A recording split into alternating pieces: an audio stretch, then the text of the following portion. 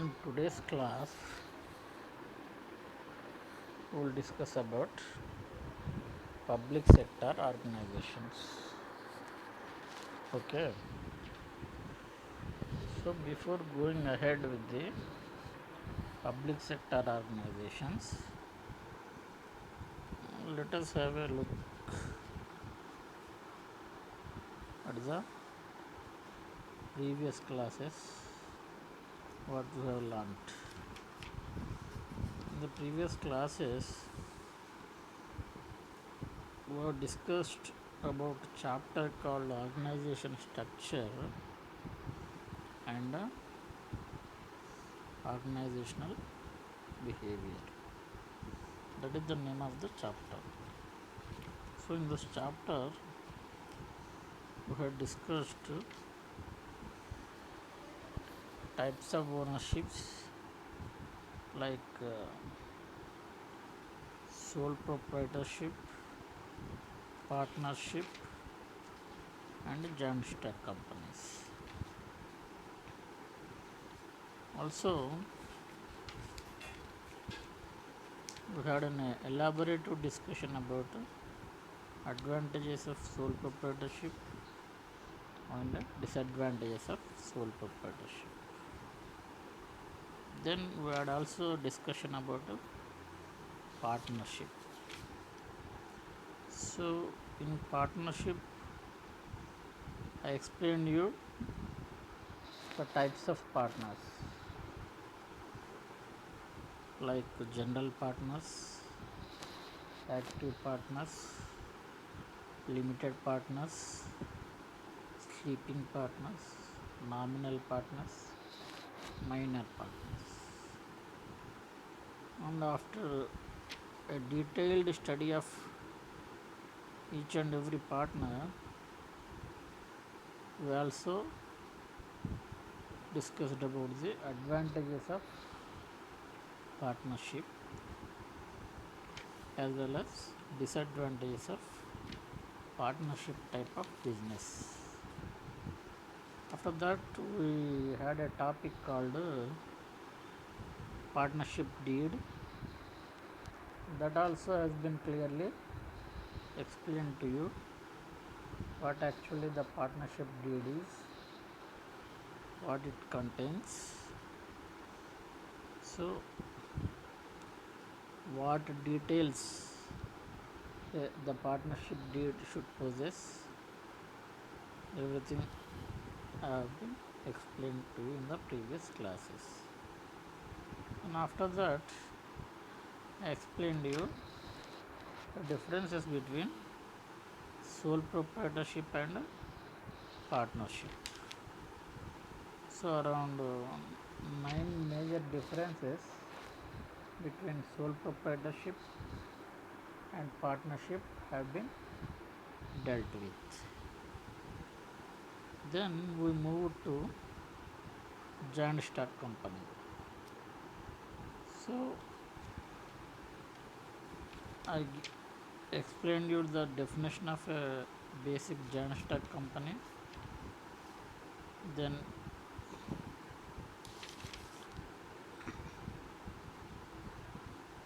again in the joint stock company we discussed about the types of joint stock companies. One is private limited joint stock company, second one is public limited joint stock company. So private limited joint stock company is also being dealt exclusively, and also public limited joint stock company is also explained separately. Then we had a elaborative discussion about the differences between the public limited company and private limited company. Around 6 to 7 major differences we have been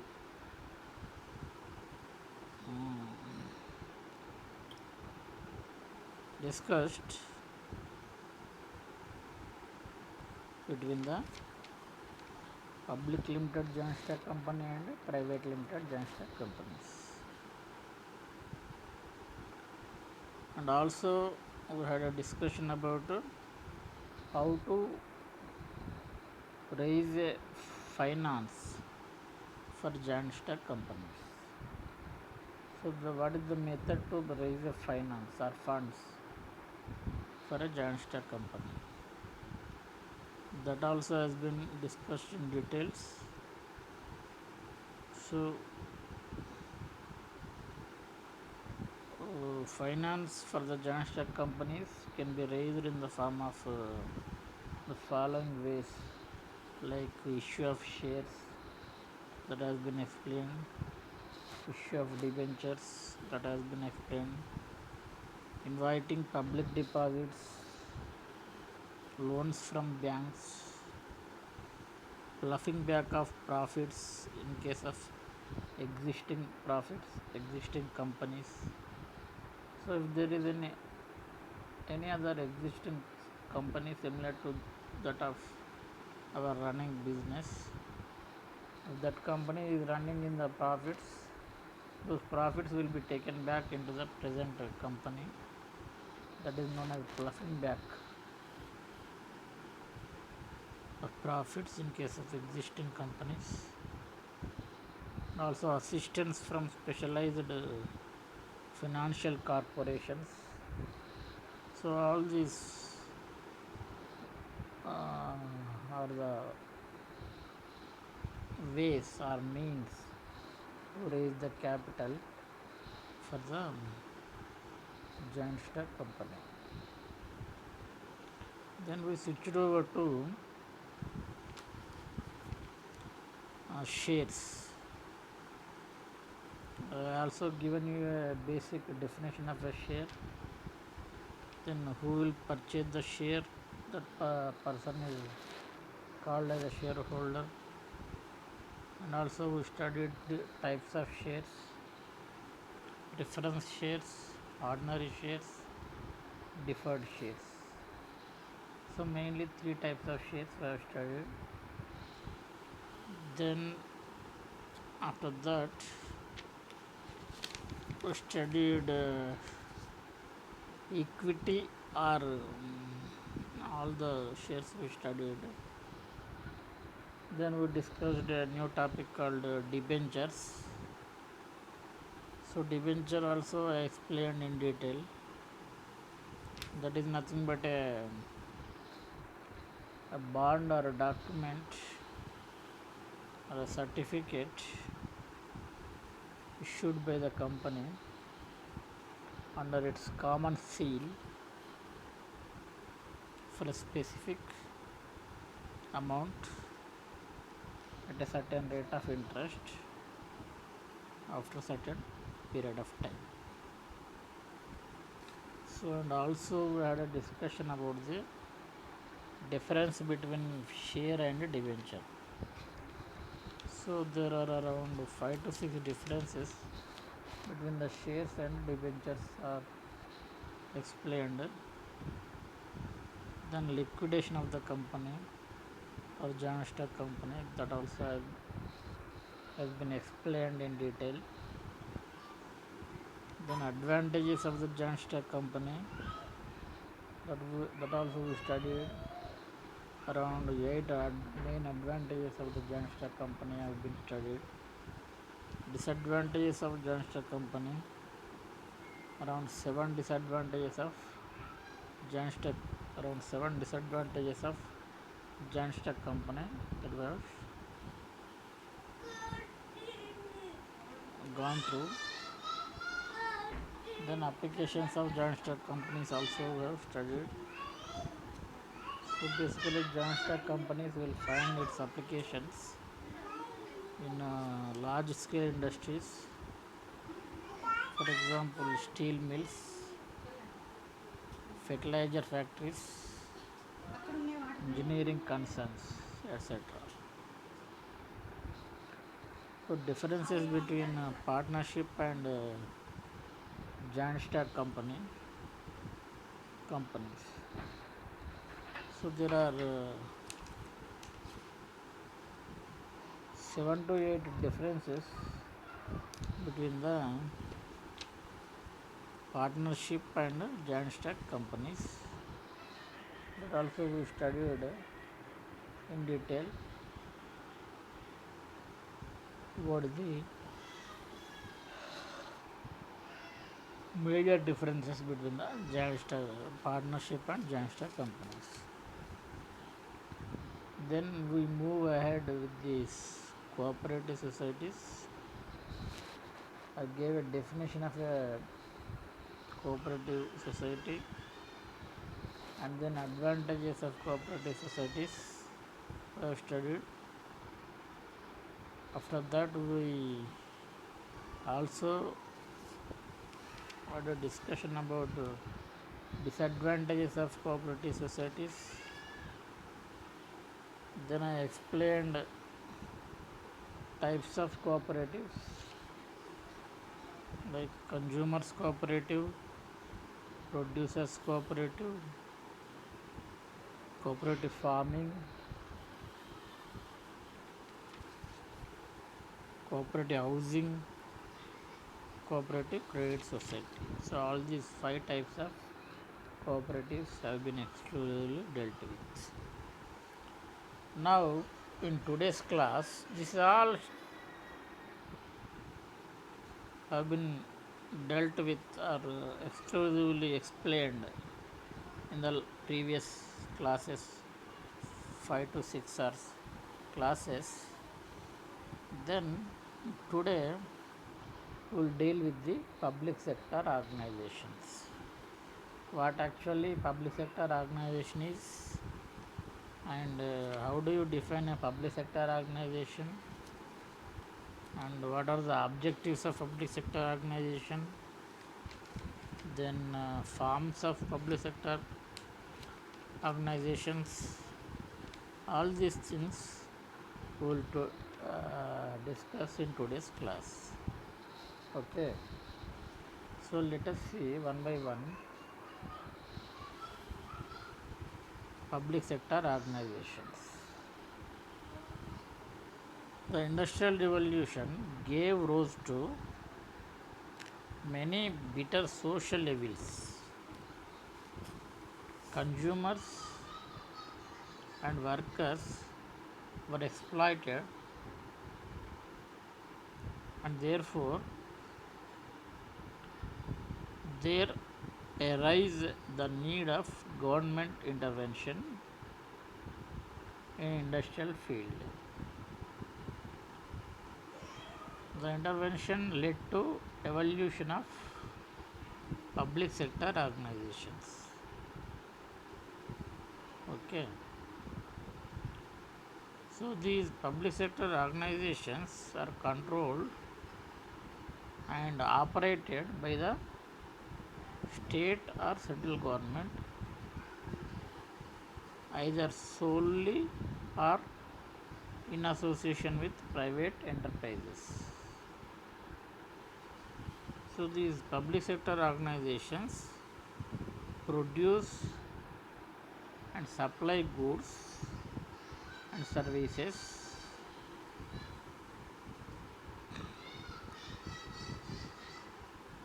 required by the society. Ultimate control of public enterprises remains with the state, and the state runs it with a service motto. Public sectors are accountable in terms of their results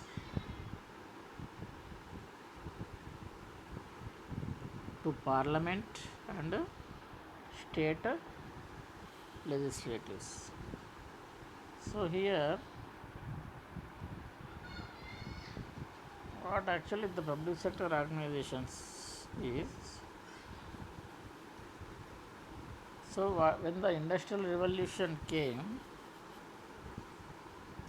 that has given rise, that has given rise to many bitter social evils. Consumers and workers, they were exploited. Therefore, there, there is a need of government intervention in industrial field. This intervention led to the formation of the or evolution of the public sector organizations. So, public sector organizations are controlled and operated by the state or central government, either solely or in association with private enterprises. They produce and supply goods and services required by the society. Ultimate control of public enterprises remains with the state, and the state runs it with a service motto. State runs it with a service motto. The public sector are accountable in terms of their results to parliament and state legislation. So these public sector units are accountable for a financial year, whether they have running into profits or losses. In that way, they are accountable to the parliament and also legislative assemblies. So this is all the brief description about the public sector organizations. So I hope you all understood and what is a public sector organization and what is the how these public sector organizations have been evolved, what is the need to go for the public sector organizations and who will control this public sector organizations. I hope you understood very well. Then we will switch over to the objectives of public sectors. So whenever a public sector company is formed, what are its objectives? So let us see one by one. The first objective is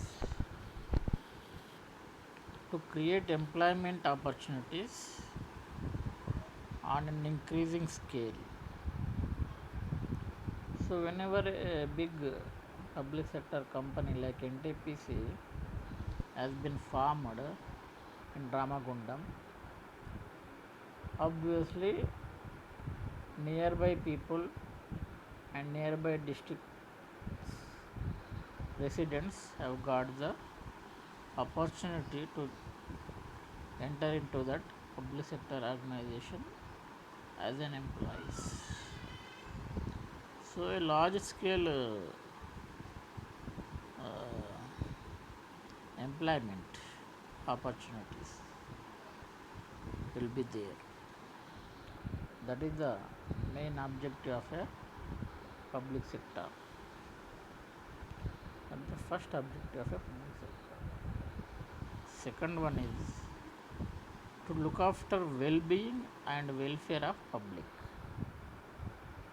So public sector organization, the objective is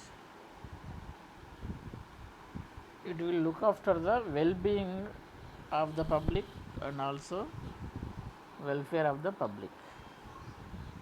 That is also one of the objective of public sector. And if you go for another objective, to avoid concentration of economic power in a few hands. So in public sector organizations, economic power is not in few hands, but it is decentralized. So power is delegated to many managers. So the objective of public sector is to avoid concentration of economic power in a few hands. So that is the third objective. Fourth one is to have balanced regional development. So if you start a public sector organization in one state, similarly other backward state also should be provided with another public sector organization, so that there should be a regional balance. Okay, to have a balanced regional development. That means if you take United AP, if we have Vizag steel plant in Visakhapatnam, whereas NTPC is in Ramagundam, that is in Telangana. So in both regions, a balanced development will take place. Okay, so in that way, that is also one of the objective of the public sector. And if you go further,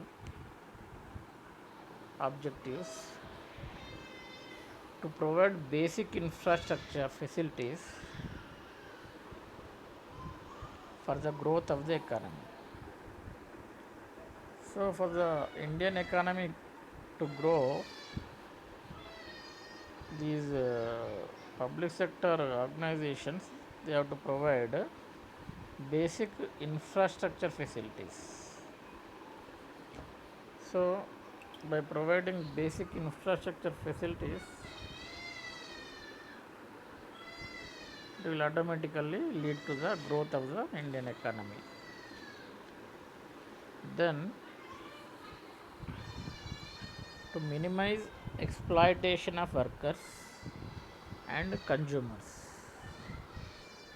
To minimize exploitation of workers and consumers. So in public sector organizations, one of the objective is that the exploitation of workers is not there, and also exploitation of the consumers is also minimized. Whereas in the private sector organizations, this will take place. And another objective of public sector is that to provide necessities like electricity, gas, coal, transport and water facilities to the public. So all these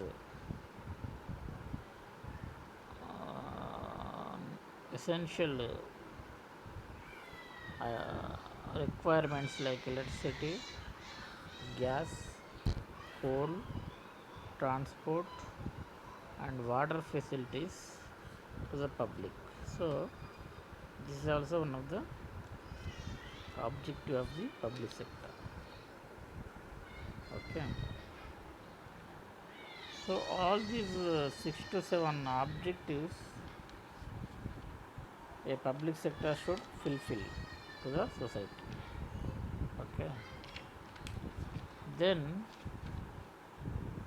we will switch over to the forms of public sector organizations.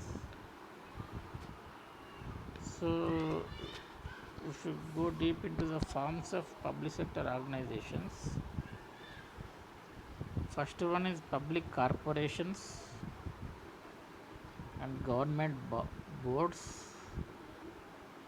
Second one is government boards. Third one is government companies. Okay, let us see one by one what is the public corporations.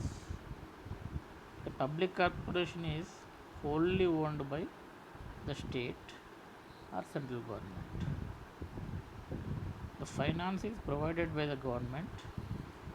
The management is in the hands of civil servants, i.e., regarding appointment, promotions, etc. These corporations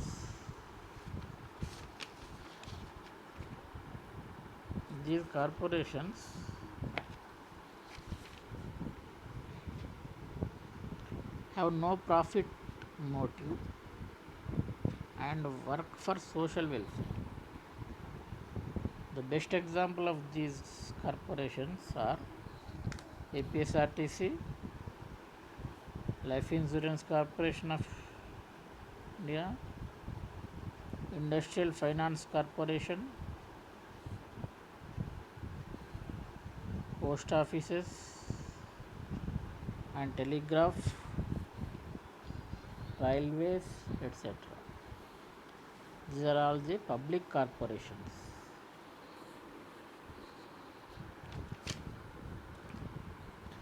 Then government boards. Certain organizations require a cooperation from several ministries. Therefore, board or a committee of representatives from concerning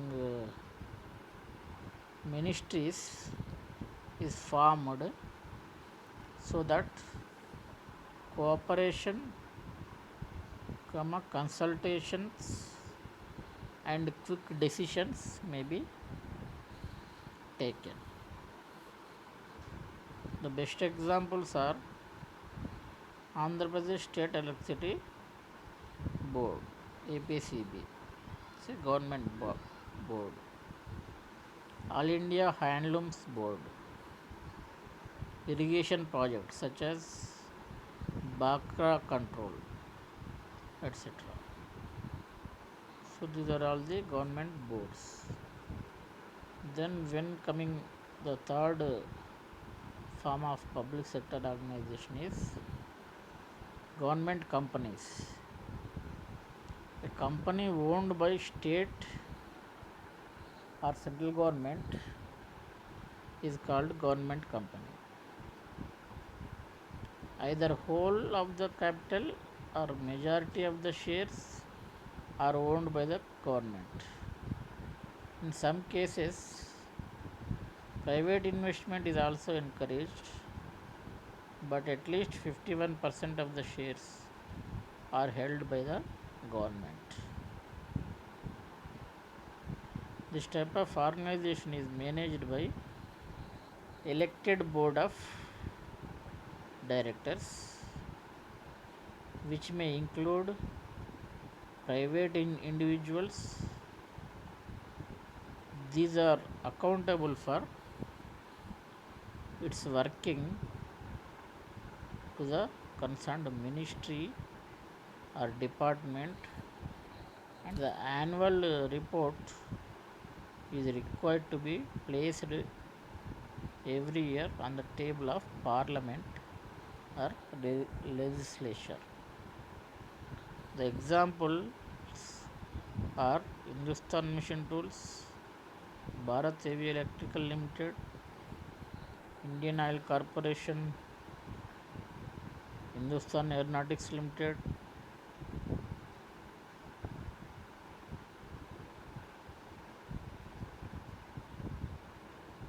HAL,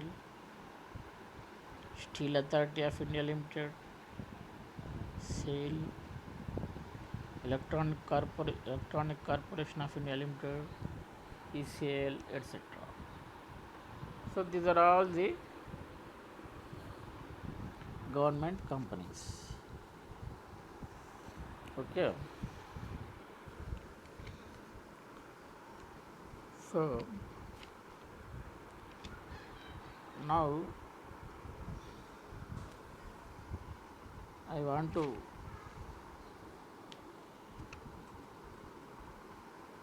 remind you that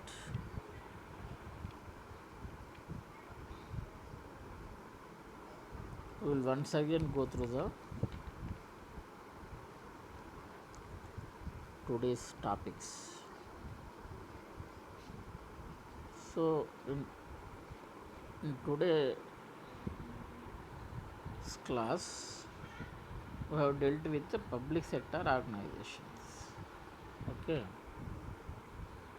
so public sector organizations are mainly aimed at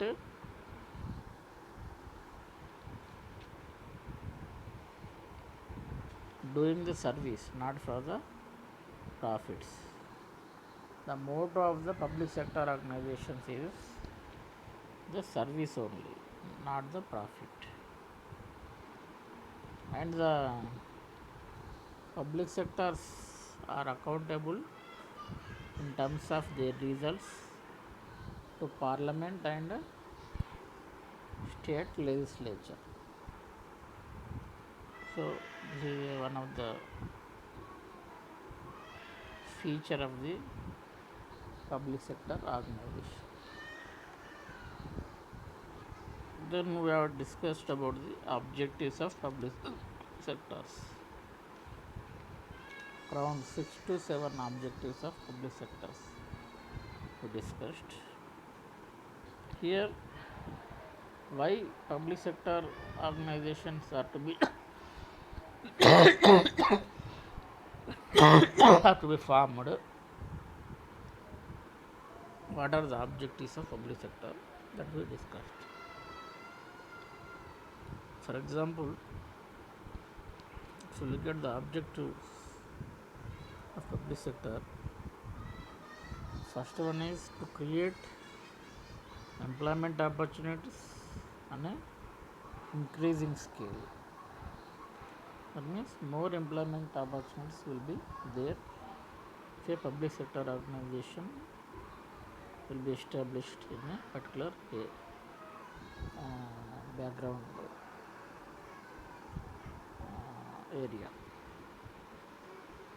And also public sector will look after the well-being and welfare of the public. That is the second objective.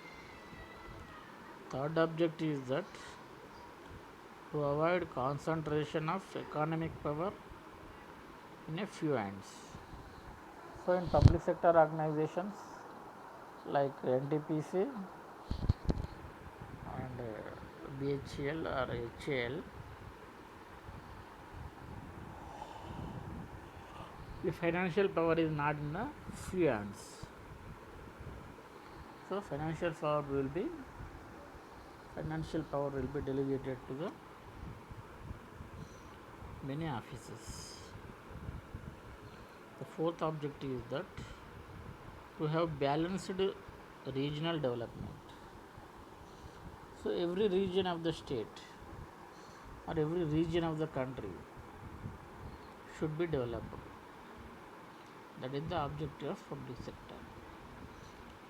That means if a plant of NTPC is there in Indore or some other place, northern region, similarly in southern region also NTPC is there, should be there. Ramagundam NTPC should also be there, so that a balanced development, balanced regional development will take place. That is the objective of the public sector. Then to provide basic infrastructure facilities for the growth of the economy. That also will the objective of the public sector. After that, to minimize exploitation of workers and consumers. So, in public sector organizations, workers and consumers, they will not be exploited, whereas in the case of private sector organizations, the workers will be exploited and the consumers also will be exploited in terms of price. So that is one of the objectives of the public sector. Then we'll go for the another objective of public sector is that to provide necessities like electricity, gas, coal, transport, water facilities to the public.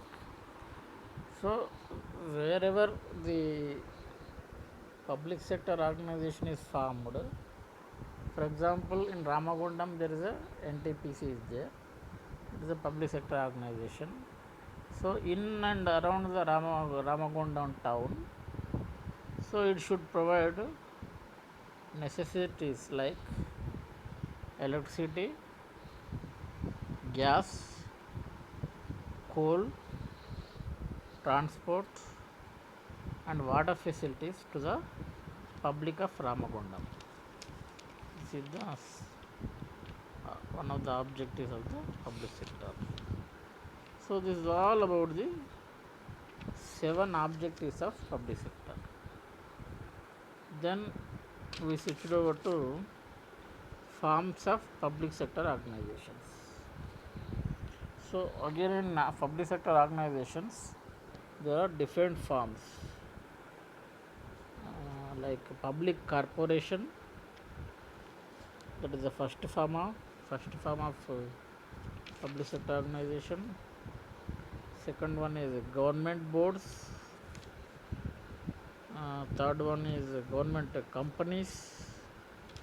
So all these forms of public sector organizations have been elaborately studied. Okay. So if you look at the first form, a public corporation is wholly owned by state or central government. The finance is provided by the government and the management is in the hands of civil servants. That is regarding appointment, promotions, etc. These corporations have no profit motive and work for social welfare. Okay. The best example of these corporations are APSRTC, Life Insurance Corporation, that is LIC, Industrial Finance Corporation, IFC, Post and Telegraph, Railways, etc. Okay. So second one is government boards. Government boards are APCEB, All India Handloom Boards, Irrigation Boards, like that. The third form of the public sector organizations is government companies.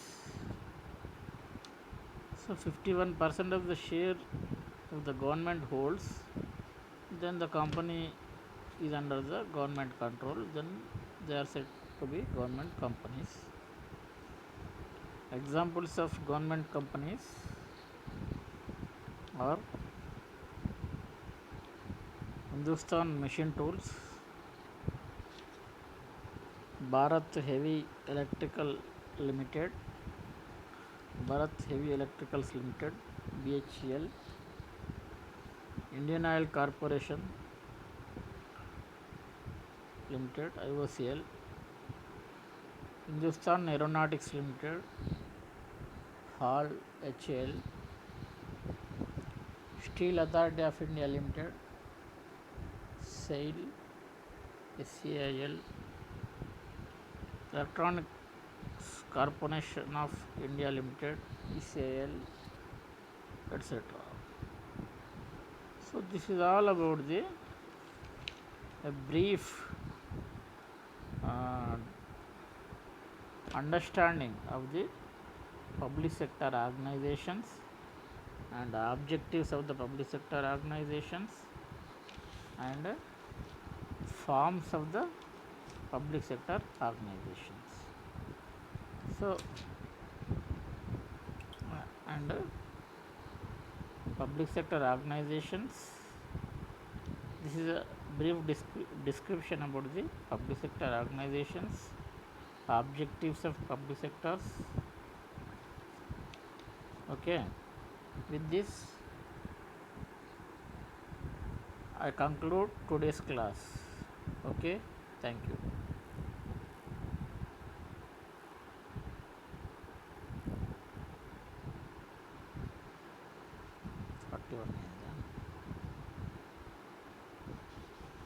So apart from this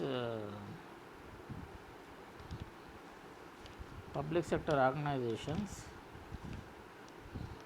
some of the organizations, they will have some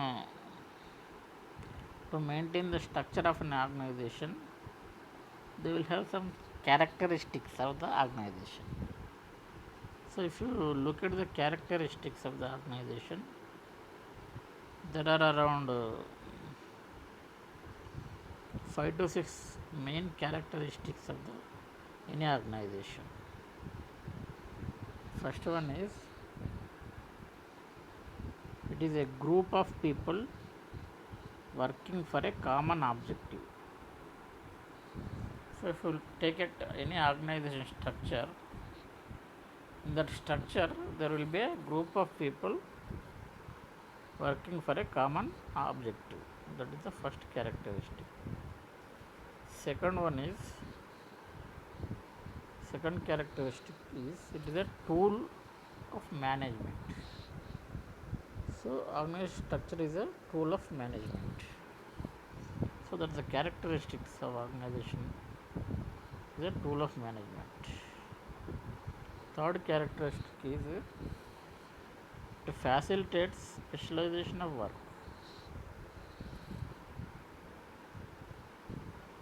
And the fourth one is, the fourth characteristic of organization is, it works under top administration. So if you look at the fifth characteristics of organization, it clearly defines authorities and responsibilities of each individual. That means the organization structure, whatever is the hierarchy is there, it clearly defines the responsibilities and authorities of each individual, each employees. That is the characteristics of an organization. Then the final characteristic of organization is that it provides good communication and coordination among individuals to get work done effectively. That means the best characteristics of an organization should be, it provides good communication and coordination among individuals to get work done effectively.